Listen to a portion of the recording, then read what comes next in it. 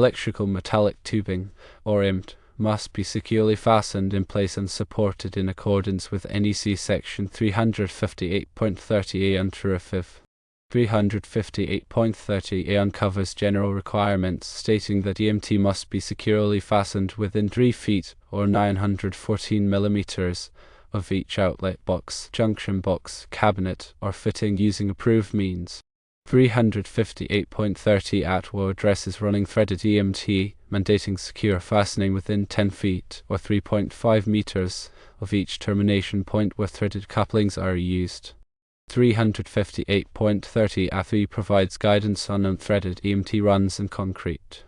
It stipulates that the EMT must be securely fastened within 5 feet or 1.52 meters of each termination point using approved means. 358.30 FR pertains to lawn runs, requiring EMT to be securely fastened at intervals not exceeding 10 feet or 3.5 meters, where runs exceed 100 feet or 30.5 meters. NEC section 358.30C specifically addresses EMT embedded in concrete. It mandates that the EMT be supported in a manner that prevents damage to the raceway. Furthermore, EMT encased in concrete that may be subject to severe physical damage must be protected by Schedule 80 rigid metal conduit or intermediate metal conduit.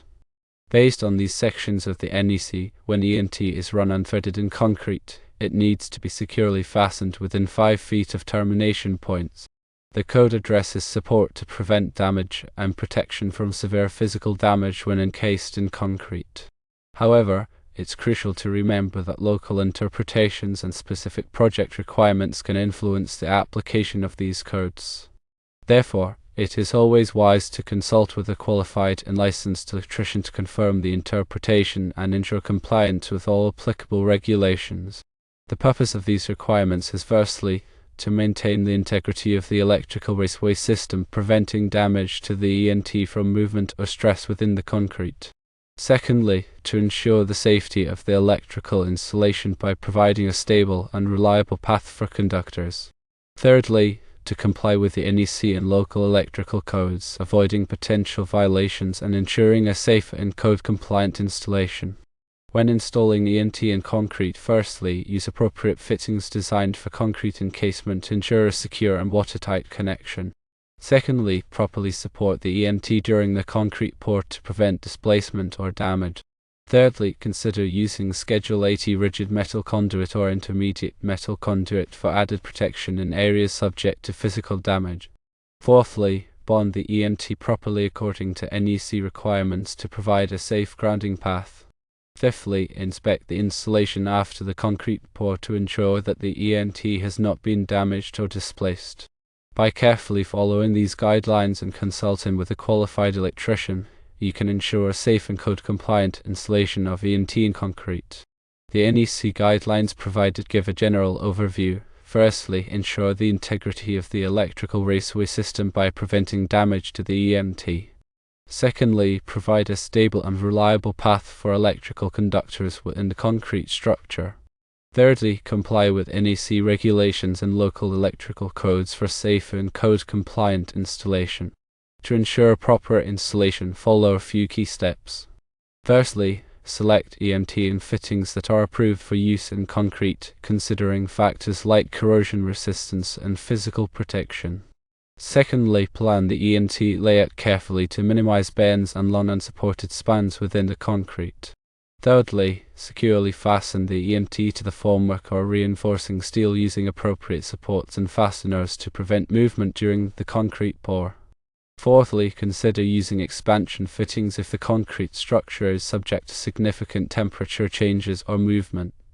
Fifthly, thoroughly inspect the installed EMT before the concrete pour to ensure that all connections are tight and that the raceway is properly supported.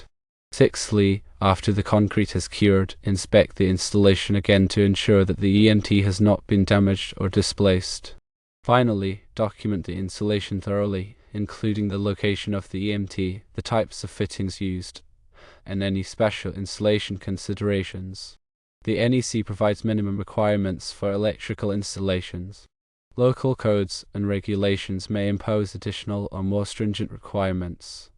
It's always best to consult with a local electrical inspector or a qualified electrician to ensure that the installation meets all applicable requirements.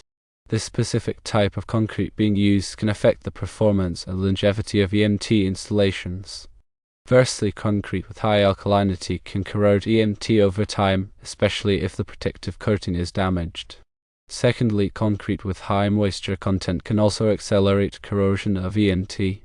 Thirdly, concrete with high chloride content, such as that used in some coastal areas, can be particularly corrosive to EMT. To mitigate these risks, firstly, consider using corrosion-resistant EMT, such as galvanized steel or PVC-coated EMT. Secondly, apply a protective coating to the EMT before encasing it in concrete. Thirdly, ensure that the concrete is properly cured and sealed to minimize moisture penetration. Fourthly, consult with a concrete specialist to ensure that the concrete mix is compatible with EMT.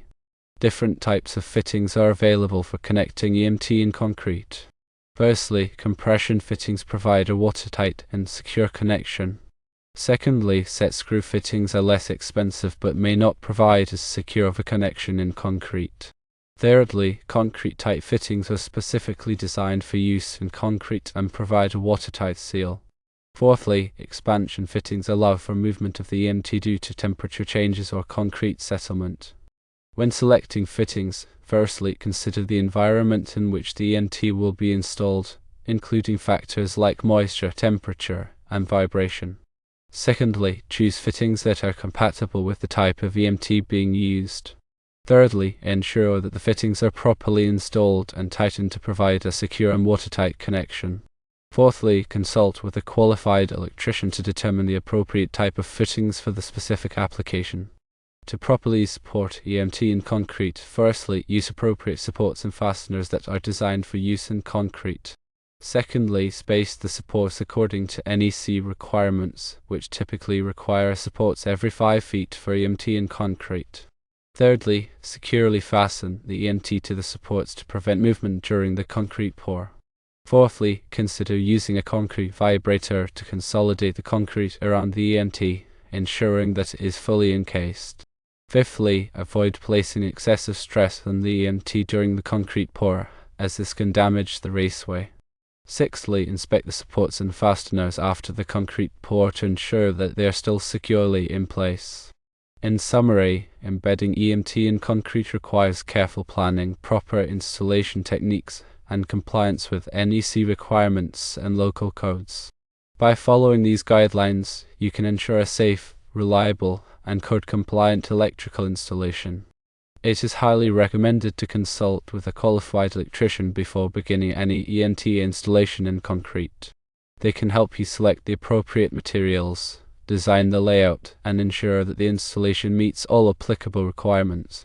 Ignoring these requirements can lead to electrical hazards, code violations, and costly repairs. The NEC establishes minimum safety standards for electrical installations. Following these standards helps to protect people and property from electrical hazards. The specific requirements for EMT in concrete are designed to firstly prevent damage to the raceway, secondly ensure a stable and reliable electrical system, and thirdly minimize the risk of electrical shock or fire.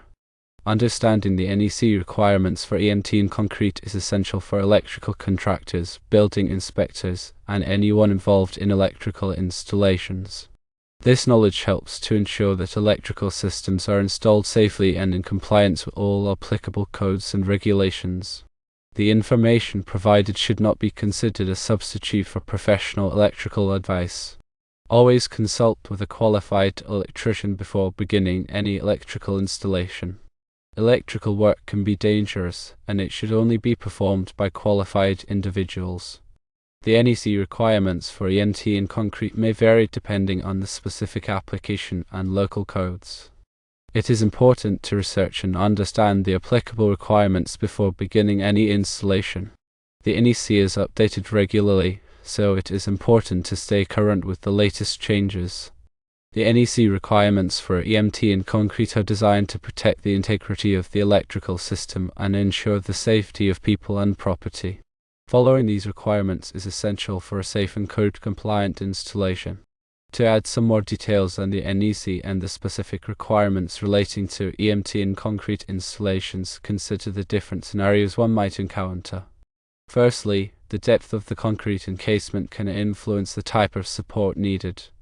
If the EMT is buried deep within a concrete slab, the concrete itself provides significant support, potentially reducing the need for additional fastening within the run, provided the fitting connections are secure and meet code. However, if the EMT is near the surface, additional support might be crucial to prevent damage from surface loads or impact. Secondly, the type of aggregate used in the concrete mix can also be a factor. Aggregates containing high levels of chlorides or other corrosive agents can accelerate the degradation of the EMT. In such cases, using PVC-coated EMT or stainless steel EMT might be a better choice, even though they are more expensive to ensure long-term reliability and prevent costly repairs down the line. Thirdly, the presence of other embedded items within the concrete, such as rebar or post-tension cables, can impact the routing and support of the EMT. Careful coordination is required to avoid interference and ensure that the EMT is properly supported without compromising the structural integrity of the concrete. Fourthly, the anticipated movement of the concrete structure due to thermal expansion and contraction or seismic activity should be considered. Expansion fittings are designed to accommodate this movement and prevent stress on the EMT and its connections. The NEC provides guidelines for the proper selection and installation of these fittings. Furthermore, the size and number of conductors pulled through the EMT can affect the required size of the conduit and the support spacing. Overfilling the conduit can lead to overheating and potential damage to the conductors, while inadequate support can cause the conduit to sag or break, compromising the integrity of the electrical system. In addition to the NEC, other standards and guidelines might be applicable depending on the specific project and location. These might include local building codes, industry best practices, and manufacturers' recommendations. It is important to consult all relevant sources and seek expert advice to ensure that the EMT installation is safe, reliable, and compliant with all applicable requirements.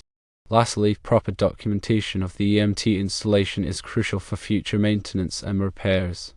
This documentation should include detailed drawings showing the location of the EMT, the types of fittings used, the support spacing, and any other relevant information. This information can be invaluable for troubleshooting problems, making modifications, or performing upgrades to the electrical system. In conclusion, while the NEC provides a solid foundation for EMT installations in concrete, a thorough understanding of the specific project requirements, environmental factors, and relevant standards is essential for ensuring a successful and long-lasting installation. Always consult with qualified professionals and follow industry best practices to avoid potential problems and ensure the safety and reliability of the electrical system. These extra details, while not explicitly stated in the original answer, are important considerations for anyone planning or executing an EMT installation in concrete. They highlight the complexities involved and the need for a comprehensive approach to ensure a safe and compliant installation.